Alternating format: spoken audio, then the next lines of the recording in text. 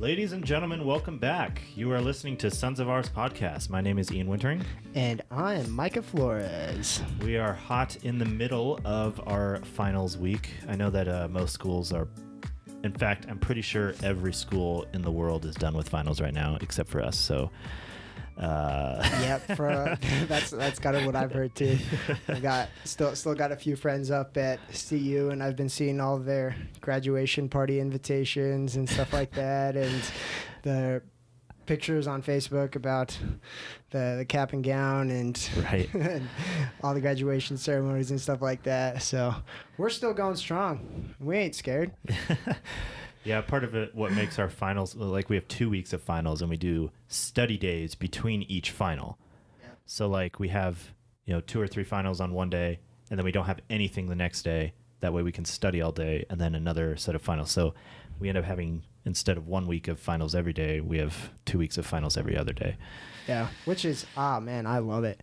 Yeah. Some guys I think it's kind of hard for them, but it gives you just so much time to absorb the information and to devote to studying and to prepare for the exams and stuff like that. But then on the other hand, we're here one more week later. Right. Yeah.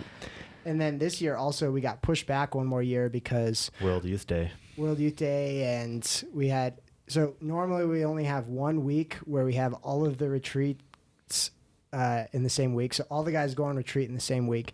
This year we had 2 different weeks. So half the guys went in January and then the other half of the guys went in March. And so we're pushed one more week back into May. So anyways, we've had 1 day of finals. So we had finals on Wednesday, and then we'll have another final tomorrow. Today's Thursday, so this is kind of one of our study days that we were just mentioning. I'm kind of weird. I'm a little bit of a nerd. I love finals week because we have so much time to study, and there's not really any other responsibilities that we have and stuff like that. So it's honestly kind of relaxed. It's kind of nice. For me, the biggest thing is I get to sleep in. Right, yeah. We don't have to wake up at 5:15 in the morning or something. But yep, yep.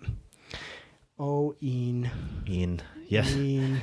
That's right. Ian needs his beauty sleep. so there's these 2 Miomarian seminarians we have at our seminary. And they're here. They took a couple years to learn English, and now they're studying with us. And one of them lives in my house. Great guy, Steven. Yeah. And he doesn't quite know how to say my name, Ian. Instead, he says Ian. Hey, Ian. Ian, come over here. We have something we need to discuss. Hey, Ian. Yeah. So Myanmar is way out in. I don't even know if I know where it is on the map. It's on the peninsula, the same peninsula that Vietnam is on. Oh, okay, cool. Yeah, so it's around that area. Very awesome. Yeah. So this same guy, Steven, and then there's another Myanmar seminarian named Peter. They both call me Michael. Michael. Because they say, "Hey, Michael. Michael, how you doing, Michael?" And yeah. one of the guys in our class corrected him and was like, his name is Micah, right? And they're like, "I know his name is Micah. I call him Michael though." It's so funny. Yeah, it wouldn't surprise me if he actually knows how to say Ian, but he just says Ian. Right. Yeah. Yeah. So I love it. It's just it's so endearing. Yeah. Yeah. Definitely. Yeah, they're such good guys too. It's been so much fun having them at the seminary. I lived with both of them over the summer too. So you've gotten to know them pretty well. Yeah, because I was doing Catholic Charities in Centro San Juan Diego, and they were getting ready for their TOEFL exam and taking their TOEFL exam. So they lived on the 3rd floor with us, and we had a blast. Right. Played soccer together. We watched the World Cup together. Right. That's what I love about soccer. The one thing about soccer is everybody in the world. Yeah. Everywhere in the world plays soccer. Right. Everyone. And so no matter where people are from, it's always a good place where you can start and connect with people. Right. On. It's kind of like football is within the States. So nothing about Texas. Right. You've never met a Texan, but all of a sudden you can have that conversation about football with them or something, you know. Yeah. But yeah, it's a similar thing. Yeah, we're getting ready to go to Mexico, and that was one of the suggestions from Father Ryan, our vocation director. He's like, take an interest in soccer at least. Then you can at least connect with like your host family, connect with like people that you're in the language institute with who are from the university down there. He's like, just take an interest in soccer. Right. You know? Yeah. Which is kind of funny. So, yeah. Yeah, so I grew up playing soccer. So I have no problem connecting with people playing soccer because I just have so much fun. I played soccer when I was a little kid, right? And I got more into baseball. We were more of a baseball family, but I do have one distinct memory. It's probably one of like the oldest memories I have of when I was a little kid. But we were on the soccer team, and one of my best friends, he was, he's a great guy. I forget his name, but there was one guy that was on our team that was the son of the coach, and this guy. That was me. I was the son of the coach. No, this guy, he was a jerk. Oh man, he was a big jerk. Yeah, because his dad was the coach, and he can just kind of do whatever he wants. Yeah, but I'd have this distinct memory of when we were playing a game, and this guy that the son of the coach, he was running the opposite direction as me and my friend, and so we both stuck our legs out and tripped him. Oh, Ian! Oh my gosh, that's I was brutal. a different man back then. This is how we know you've converted. Oh man, I'm his witness. I play basketball with him, and he doesn't trip anyone anymore. Oh man, yeah. I just remember. I do remember feeling really bad because he started crying, and his dad came up and started helped him up and everything. So I did feel bad. I don't know. I was maybe in second grade or something. I don't know. I know. That's what's so funny, dude. That is what's so funny about that. Was like I could totally just see like Ian and like your friend, you're just like mad about something. You're like, we're gonna trip him. Was it during practice or was it? I don't know. In the game? I can't think of any other reason why we would be running in opposite directions. It must have been like a practice, but like a scrimmage or something like that. Man, that is so funny. But yeah, so for today's episode, we Micah and I were talking. We were trying to come up with something. So we only have like 3 episodes left, right? This one and 2 more before the season ends. Because we get done next Thursday is our final day of finals, and then we'll have like a barbecue that evening. We'll all the housing assignments for next year came out, so we'll be moving houses if we need to and stuff like that. Then we'll have the Denver ordinations on Saturday, and then after that, then we're free to go. Yeah. So we'll have 3 more episodes, and the finale episode will kind of explain what we're going to do over the summer. But when Mike and I were talking, we kind of realized that we've had all these guest hosts on the show and everything, telling their life stories and everything. Yeah. And we realized we haven't done that ourselves. Yeah. Which you still won't hear mine, not this season at least. Yeah. But we're joking. We're like, what if we just go on and we're like, and we're not gonna start now. Here's another guest. Right. No, just kidding. But yeah, no. So we figured we'd kind of, at least for this episode, Micah was going to share a little bit of his story and just some little nuggets of wisdom from that.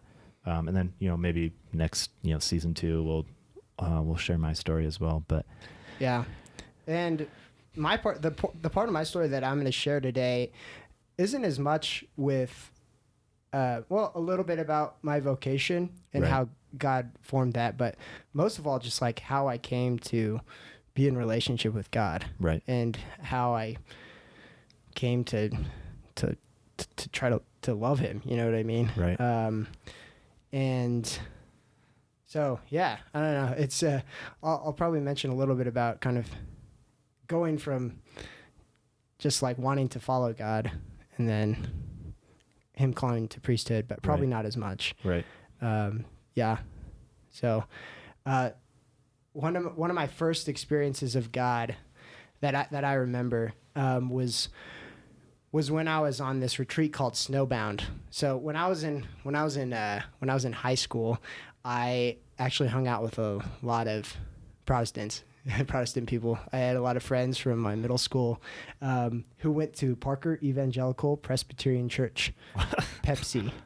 So, oh my gosh. Yeah, it was really funny in middle school because I would always hear Pepsi and I was like so utterly confused.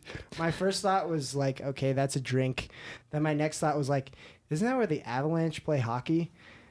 And then I was like, why are they always talking about going to church where the Avalanche play hockey? And then I was like, oh, okay. Then I actually caught on, but kind of funny, yeah. But they have this snowbound retreat that they do every year, and my friends would invite me year after year in middle school, and then I finally went when I was a freshman in high school, and because I had started going to their youth group a little bit.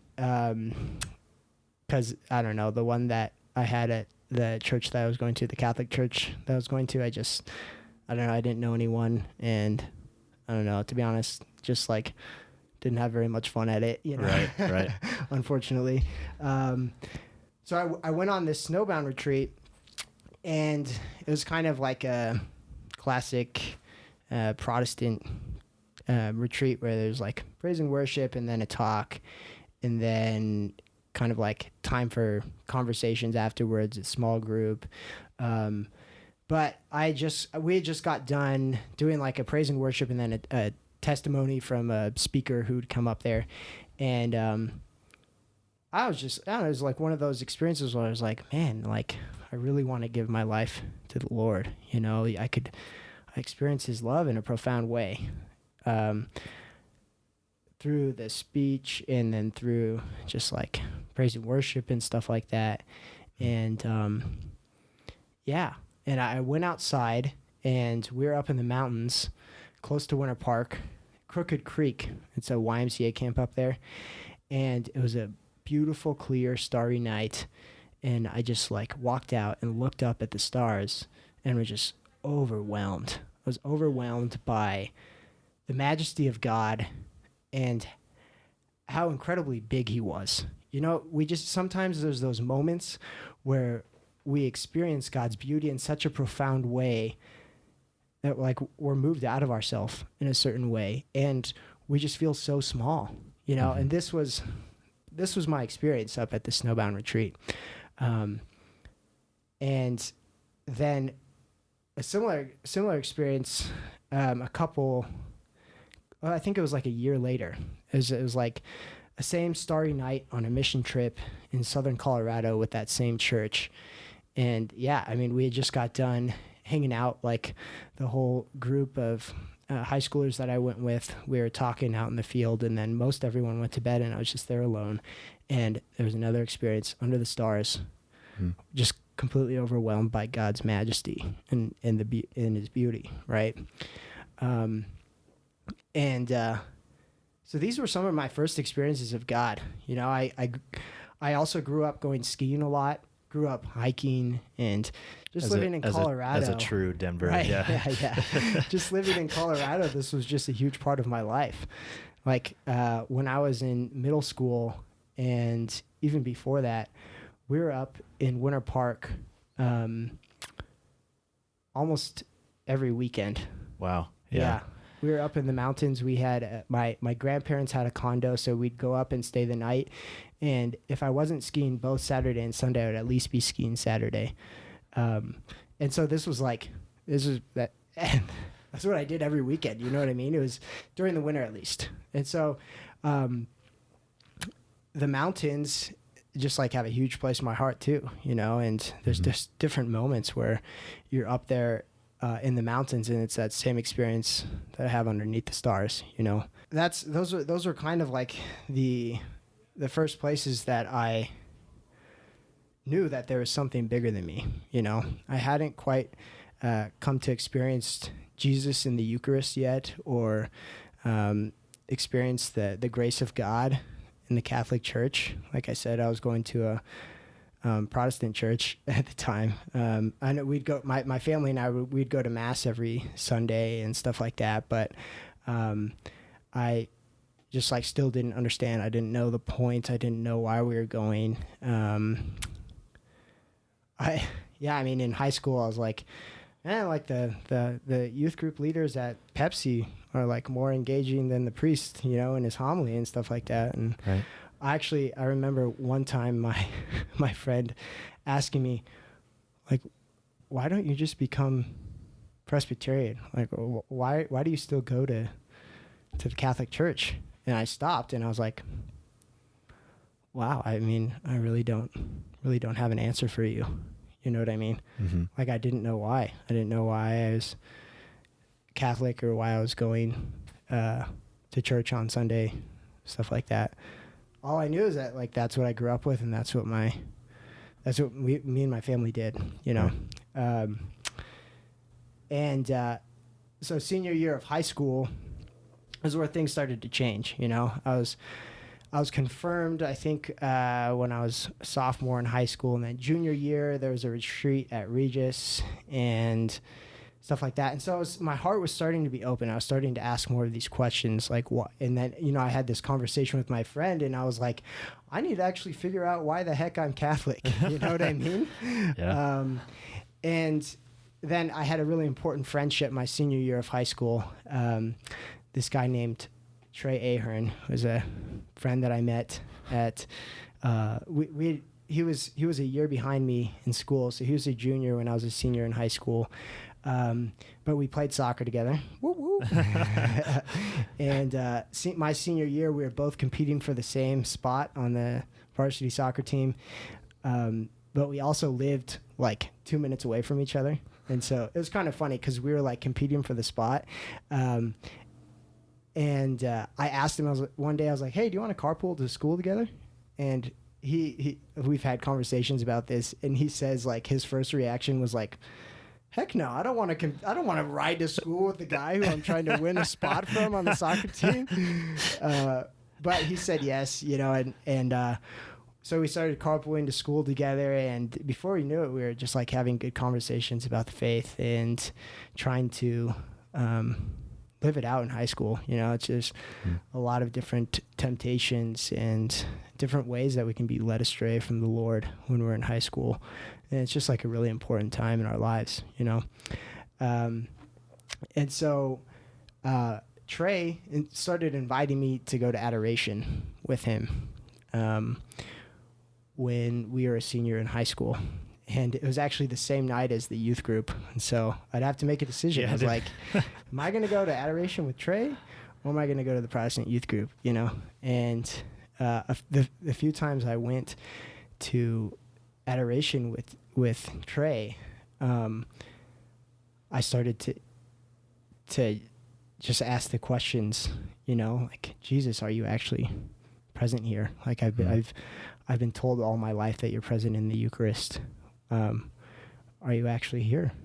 Like, or, and these questions that I had on my heart, like, why am I Catholic? You know what I mean? All these different things, and the Lord answered. The Lord is always faithful in prayer. And I can just remember so many different experiences where in adoration, just experiencing God's love in such a profound way, and walking away from these nights with peace that I've never had in my life before, right. And then when that started happening, then I would go to mass, and I was like, Jesus is actually here. You know what I mean? Like, I started having a desire to go to mass, like everything started to change, and so I don't know. And then there's other friends who like started inviting me to go to confession, and just like starting to live the sacramental life, starting to spend time with Jesus in the Eucharist. I was like, yeah, like this is why I'm Catholic. You know what I mean? This changes everything, right? So there's other important things that happened my senior year. Like I was on a there's a silent retreat that I got to go on, and it was right around the time that I was going through a lot of health issues and stuff like that, and just experiencing God's providence in the midst of suffering also was just like so important for me in wanting to be in relationship with Jesus Christ and following him, and that invitation to love him, but so going into college, I was like, okay, like I've experienced good community in my high school, I've had good friendships, and I've started going to adoration. These are two things that I know I need to find when I go to CU.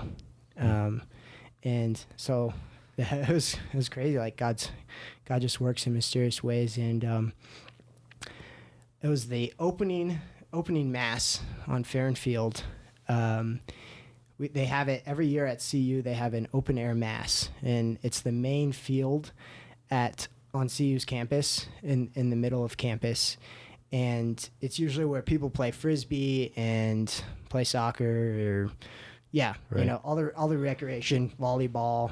Right. That's really cool. I went to this mass as a freshman, and then there's a big barbecue afterwards at St. Tom's, and one of the first people I meet is this guy who went to Regis also, this guy named John Hewley. John Hewley comes up to me. He was a big football player, dude, in high school, and so he's like pretty beefy dude who I thought was like pretty cool in high school, Right. And he comes up to me and was like, "Hey, you went to Regis, right?" And I was like, "Yeah, how'd you know that?" And he's like, "I've seen you around there. I remember you."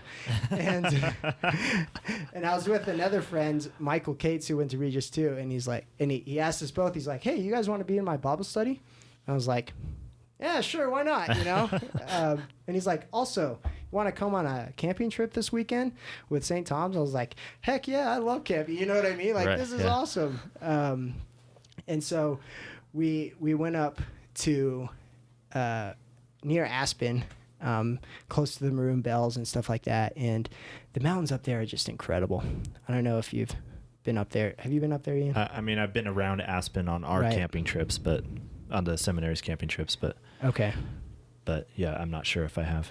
Yeah, they're great because the color of the mountains is it's like a deep red, and I don't know, it's so different than most of the other mountains in Colorado. And there's a ton of aspen trees, and we were going in the fall, so all the leaves are changing colors and stuff like that. Yeah. And again, so on the hiking trip, trip that we went on the day when we were up there, like the second day, I think, we went up to a ridge, and then the priest from St. Tom's came up with us and celebrated Mass on this ridge, and it was awesome. It was this moment where the God that I knew had created the universe and just like had these powerful experiences growing up underneath the stars and stuff like that, and Jesus and God in the Eucharist that I've gotten to know, they collided. Yeah, they all collided, intersected right there. You know what I mean? Yeah. And I mean, I knew it intellectually before, but it clicked in my heart that the God of the universe, who created everything, who created me, who created you, is present in the Eucharist. And like that means like it blows your mind. You know what I mean? The source, God is the source of all of the created world, and he makes himself available to us in a piece of bread. Right. Disguised as a piece of bread. And it just every time I think about it, it just continues to blow my mind. But this desire in me to just want to spend more and more time with Jesus in the Eucharist just continued to grow. You know what I mean?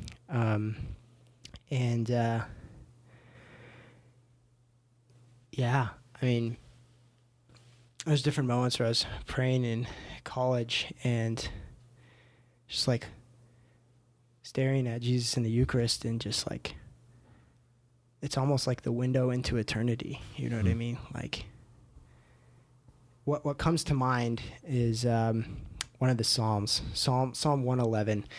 At the end, it says, "Fear of the Lord is the first stage to wisdom," you know? And that's what it is. Fear of the Lord is wonder and awe, basically, is that experience of being overwhelmed by the majesty of God, you know? And that's where we start. That's where we start with relationship with God. Yeah. And so that's mainly, that's like such an important part of my story and how I've come to know God.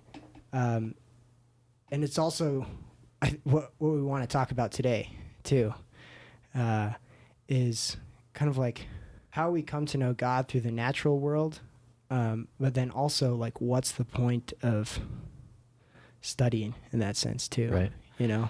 That I love that psalm so much. I think it's kind of like the path for all of us. So all of us as human beings, we're such unique beings in the order of creation, right? We're the beings. Human beings are the ones that connect like the spiritual world to the material world. You know what I mean? Angels don't have a body, so they learn through what we call infused knowledge. Right. Animals don't have a spiritual soul, so they don't have the type of reason and intellect that human beings do. But human beings have a spiritual soul united and one with a body. So we're like... And it allows us to experience something beyond... or like, in a sense, like a human being can look up at the stars... Right. And wonder, right? And exactly. And acknowledge the beauty that's there and experience it in a profound way, you know? And recognize that there's something bigger than just this world. Right. Yeah. You know, our bodies are separable and irreducible to our souls. It's kind of big words, but basically what this means is that anything that we come to know first through our senses, you know? So we always have to, like, if we're going to come to know God in any way, it ends up starting with the created world. And that's part of the reason why we have sacraments, right? Right. Yeah, that's exactly. The sacraments are... visible signs of an invisible reality. Right. Exactly. Yeah. So what a grace. Like, God knows us so well that he gives us sacraments so that we can come to know him. Right. Through the visible world, because that's how he's made us. And in a sense, like, the world around us is very sacramental as well. Like it points to the Creator. And so kind of going back to my story a little bit, when I was at CU, I started studying engineering. Just a little side thing too, by the way. Like almost I would say probably a good chunk of seminarians usually always come from engineering. Yeah, it's kind of crazy. So mothers out there, if your son is in engineering and you think he has a vocation to priesthood, he's already halfway there. Yeah, I mean, me, Tony Davis, Ryan Kent, Father Peter Voida was an engineer. I don't know. There's something about that study particularly that tends to lead itself to priesthood. I don't know what it is. Maybe it's part of like what we're going to talk about. I don't know. It's just kind of having logical brains. But so I was studying engineering, and I was also thinking about the priesthood because I was having these powerful moments in prayer and just falling in love with Jesus in the Eucharist and always wanting to be with him. And just like living the sacramental life, experiencing the grace of the sacraments that we were just talking about. I just started to have this desire to share all of that with other people. You know what I mean? Right. But so before I got there, one of the first reasons I think I wanted to go to seminary was to escape the difficulties of engineering school. 'Cause I was just like, man, freshman year is just intense because you got like all the intro level classes like chemistry and calculus and all these weed out classes and stuff like that. And I was just like, I was overwhelmed. You know what I Right. mean? And I was trying to figure out That's why how I they're was going weed to out make classes. it through. Yeah, trying to figure out how I was going to make it through. And I didn't know like what the purpose was of studying this. You know what I mean? I was Right. like, I want to serve the Lord. I want to make him known in the world. Like, how is that at all connected with engineering? Like, this is like a waste of time, basically. It's Right. kind of my mindset. And so initially, that was kind of like one of my experiences, right? And in talking to people, I quickly realized that that's probably not a very good reason to enter seminary. Yeah. I mean, obviously, there's other good movements from the Lord and Right. stuff like that. But it's kind of like the grass is greener kind of Exactly. mentality. Like, oh my gosh, seminary is going to be so awesome. I can just pray all the time. Yeah, yeah. And so the Lord has to purify us of our impure motives, you know. Right. And that's like what the Lord started to do, right? Is I was having these difficulties, and because my main approach to studies was like, I need to finish this homework assignment so I can get a good grade, so I can make a ton of money and, I don't know, support a family and Right. stuff like that. Right. And family is great, you know, but honestly, like I just was not very motivated by money or anything. By those, yeah, by those worldly things, which, yeah, it's interesting too, because you bring up, like this sort of, motivation, this like false motivation that I think a lot of people, have, for the good, right? Especially in college, right? It's super prevalent in our generation, especially. And I remember a long time ago, I read this book by Peter Kreeft, right? Called, I think it's called The Best Things in Life. Yep. And it's one of those things like Socrates meets Jesus or whatever, kind of like those books. That it's part of that series, right? Okay. And in this book, Socrates is talking to college students From modern time. Oh, yeah. okay. So Socrates Yeah. is like, mysteriously transported to modern time, and and it's basically just a dialogue with college students. And one of the things that really stuck out to me in this particular chapter is that Socrates kept, I don't know if you're at all familiar with the Socratic method. It's always, he's this philosopher in the ancient time that would just ask questions. Tons of questions. To dig deeper philosophically into people's motivations. So he's asking these college students like, oh, so, what are you studying? And he's like, oh, I'm going to college. I'm studying this. And he's like, oh, well, why? It's like, oh, well, it makes good, money and stuff like that. And, I need to get good grades and stuff. He's like, well, why do you need money and good grades? It's like, oh, well, it'll get me a good job, eventually. It's like, well, Why do you need a job? It's like, oh, well, I need to support I need, my kids to have money. It's like, well, why do your kids need a good life and money? It's like, well, because they need to go to college. Yeah. And so it ends up just becoming this perpetual cycle where there's no actual end, right? There's no, other than this superficial, like purposelessness that you have of these utilitarian ideas of just getting money and everything. And it kind of like the cycle of just like living comfortably, right? And then so that your kids can live comfortably, and you know what I mean? Right. But it never has ultimately, right, a greater good in mind, if that makes sense. Yeah, totally. Which it seems like that's kind of what you were experiencing. Right. Yeah, exactly. It was like, I don't know why I'm studying, and I don't know how this is helping me grow in relationship with God. Right. Because you saw that there is some sort of greater good that's not there, or that you were missing, and at least. He's the one, he's the one that he's the source of all happiness and goodness and truth and beauty. And he's the one that is inviting us into relationship, and so, yeah, I mean, that was my experience, and I was struggling with it. And so I just would start to to ask that question, you know, like, Lord, like, why do you have me here? What's your mission for me here now? How do you want me to become holy now, and stuff like that? Trying not to be stuck in the future, right? But to see God's purpose for me now. And to see his plan and providence for me while I was there at CU. And so as I continued to study, especially engineering, because you study a lot of science and math and stuff like that, I was starting to realize more and more the order and the beauty and the goodness in the created world. You know what I mean? It's like all these laws of physics, all these laws of calculus and stuff like that were oriented towards coming to a better understanding of the natural world.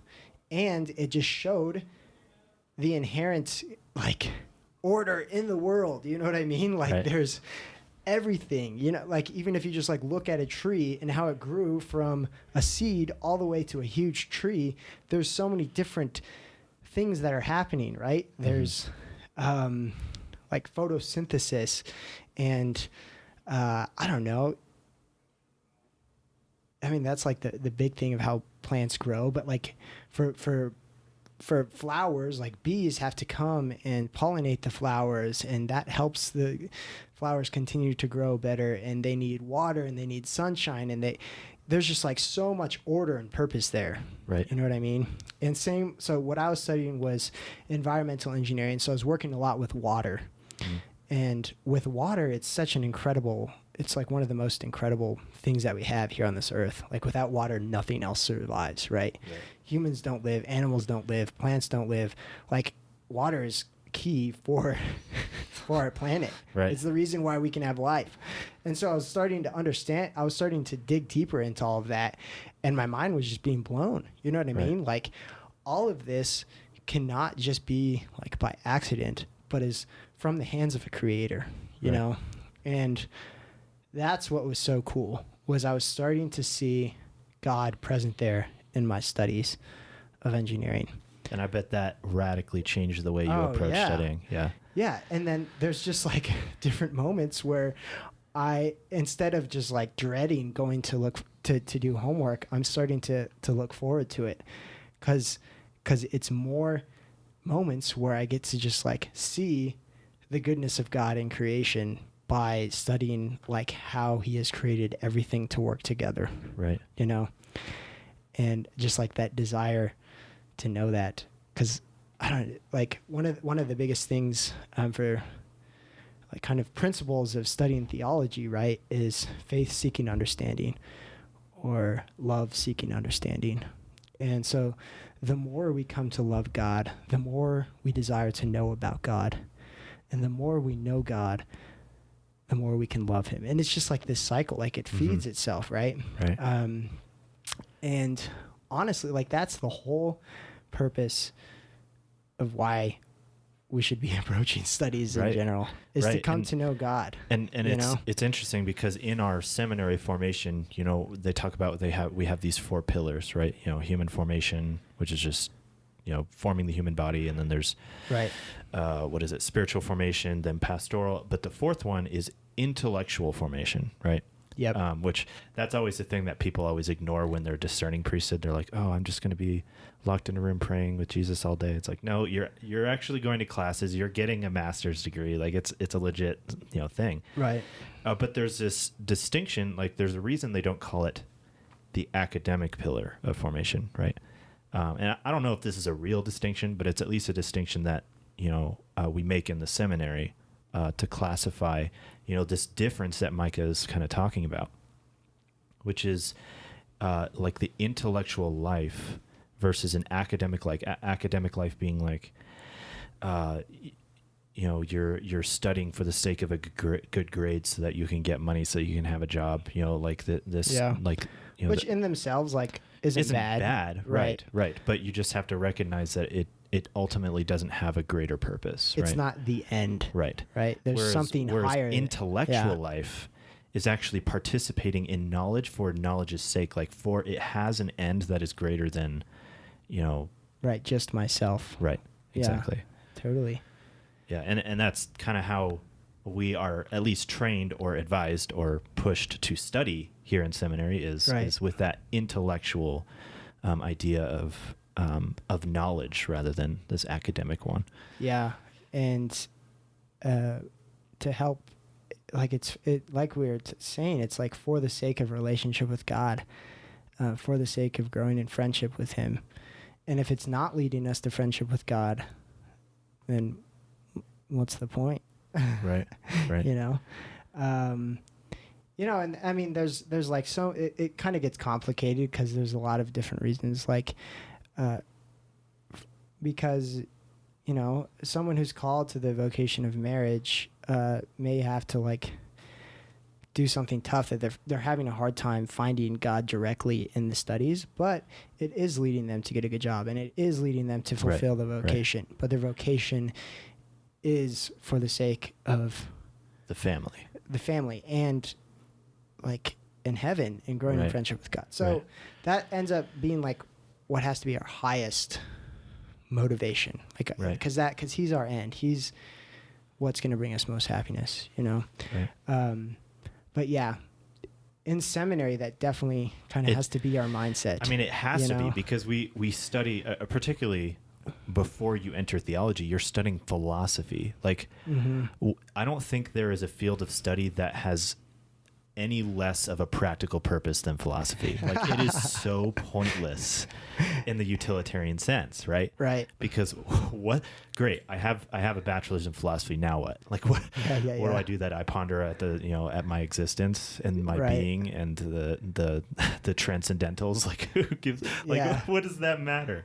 You know, but again, with this understanding of intellectual formation, like coming to know the created the created world and the aspects of this world that involve philosophical studies, like it's essential. Yeah, it may not come to use when we're priests. Like we may not have to break open our our Aristotle book and have to remember what book 3 was about.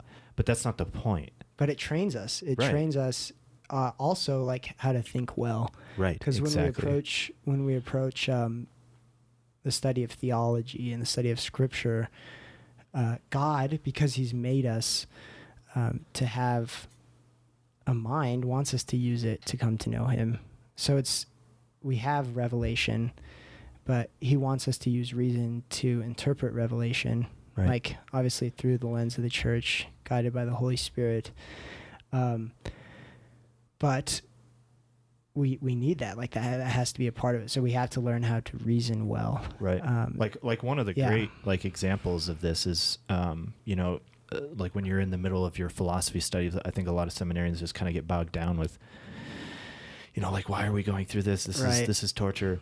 But then what you end up learning, but you don't realize you're learning is, principles for, like first principles, right? Like things that clearly don't make sense or things that clearly do make sense in just the logical realm of the world, right? Totally. Not even a theology, not even a spiritual thing. And then you move on to theology and you start studying Thomas Aquinas with moral theology, and you start realizing that those all are of essential these nuances that the Catholic Church has been teaching for centuries is founded on these basic philosophical principles, and your mind just gets blown and you realize it all had a purpose. It's just like, it's so cool, and especially during finals week right now, like that's kind of why we ended up talking about it for us, and then for whoever's still in finals week with us is like, we just want to talk about how there is a point, there's so much goodness in studying and the intellectual life, because of how it can lead us into deeper friendship with God, even things like math. Exactly. We actually have a deacon here at the seminary who was a math professor before. He wrote a textbook. For math or whatever. But like even something like that, when you approach it with this, intellectual mind frame rather than a worldly academic mind frame, you begin to see a reality that always seems to point to our Creator and to a greater, the greatest good, which is God Himself. Yeah. And it's awesome. There's just one other psalm that I want to share that kind of sums this up well, and it kind of goes back to that wonder that kind of should be our starting point when we're in school at all, when we start to sit down to study or we're in the classroom. And it goes, when I look at your heavens, the work of your fingers, the moon and the stars which you have established, what is man that you are mindful of him, and the sons of man that you care for him? Yet you have made him little less than the angels, and you have crowned him with glory and honor. You have given him dominion over the works of your hands. You have put all things under his feet, all sheep and oxen, and also the beasts of the field, the birds of the air, and the fish of the sea, whatever passes along the paths of the sea. O Lord, our Lord, how majestic is your name in all the earth. And it's just like, it's incredible.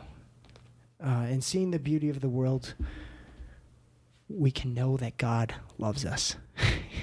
Right. And that's what's greater than that. Right. You know what I mean? Right. That he loves us and that he sent his son for us. And that's why the outdoors, I think, are so refreshing. They remind you and they give you the perspective that you need to come back into the world. Because when you experience beauty, you're automatically led to God, whether you acknowledge it or not. Right. That's great. Obviously this has just been such a huge part of my story. I love talking about it. Right. I was telling Ian, I was like, man, you're going to have to cut me off if we're going too long, because I'll just keep going. So if any of you are still out there in classes, persevere. Look for God in the midst of it. Really, He's there. Really, secretly, deep down, we're just hoping that there is somebody else out there that is still studying. That way, we're not the only ones. Oh man, that's super funny. Yeah. But Micah, thank you for sharing that. Yeah, of course. Yeah. Yeah, it's great. Finally, our audience actually gets to know a little bit about who we are. So right now I just sound like a super mega nerd, but I kind of am. Yeah, you're that guy that everybody else thinks studies too much, but I try to live a balanced life, but we'll see. Sometimes it happens, sometimes it doesn't. Awesome. Yeah. Cool. Sweet. Well, shout out to all those people who are still in finals with us. Yeah. Shout We're out to still Father suffering. Brady, of course. Yeah, to Father Brady, thank you for helping us out. And stay tuned. We only got 2 more episodes left. We actually have Father Brady coming on to the episode, so you actually get to meet him. And it's kind of dangerous that I'm telling you this, because chances are plans are going to probably change. But Yep. Please, Lord. Right. If it's your will. You can look forward to that. And again, we're going to make the big announcement 2 episodes from now to tell you what we're doing over the summer. So, yep. Cool. Thank you for listening. Yep. You are listening to Sons of Ours podcast. That is ours with an A. We'll see you next time.